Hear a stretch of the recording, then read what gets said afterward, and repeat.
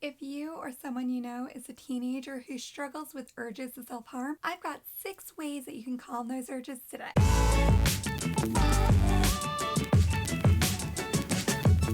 Hey, I'm Mallory, and I love making mental health videos for teenagers. When you struggle with urges or thoughts to self-harm, it can feel really intense and wildly uncomfortable, which is why it's good to know what you can use to calm those urges, using the 5 senses and movement. As a quick reminder, coping strategies or distress tolerance skills are only meant to help you hang in there through an intense, uncomfortable emotional experience. They don't necessarily change the fact that you had an urge or make it completely go away. These are all about hanging in there to calm down while you're experiencing an urge to self-harm. You can use the sensation of sight to help calm yourself. Things like scrolling through Instagram on positive or pleasant imagery, watching or viewing a guided meditation, being outside and admiring nature or beautiful landscapes, looking at old photos that make you feel good, viewing artwork that helps soothe or calm you.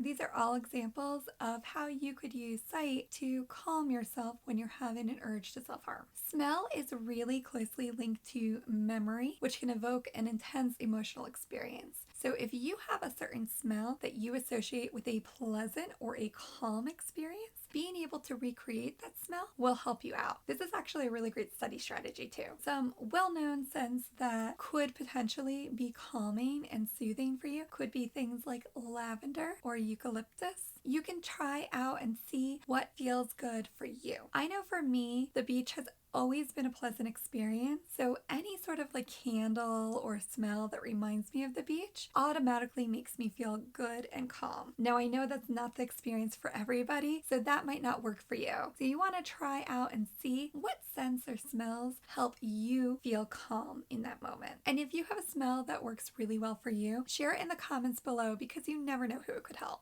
Taste is another great sensation that you can use to your benefit to help calm any self-harm urges.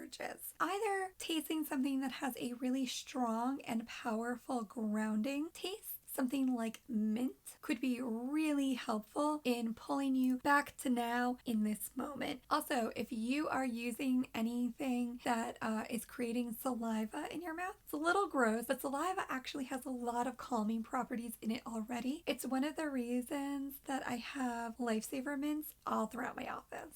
Eating or drinking a comfort food or snack can also be really helpful with using taste to calm yourself during a self-harm urge. Sound is a favorite sensation of the teens that I work with. If you're a human being, you probably really enjoy some sort of music. Even if your parents or friends don't always agree with your sense of taste in music, it can be really powerful and help evoke certain emotions depending on what music you're listening to and how it makes you feel or think during that time. So with music, these are one of the coping strategies that you just want to be mindful and considerate. Is it helping or is it hurting? Listening to depressing music when you are feeling depressed can either be helpful or hurtful depending on how it impacted your mood. For some people, listening to depressing music when they felt depressed will help them to feel connected, like somebody else understood and got them. It made them feel validated. For other people, it kept them stuck in that depressed mood. They just kept thinking and circling around about how depressed they were feeling, and so it just reinforced some of those feelings. You just want to be mindful and aware of how music is affecting your mood and your urges. If it's helping, keep it going. If it's hurting, change it up. Some other ways to use sound are to use a white noise machine or to have some sort of TV show or podcast on in the background. Listening to an audiobook can also be helpful because not only are you listening and engaging that sense,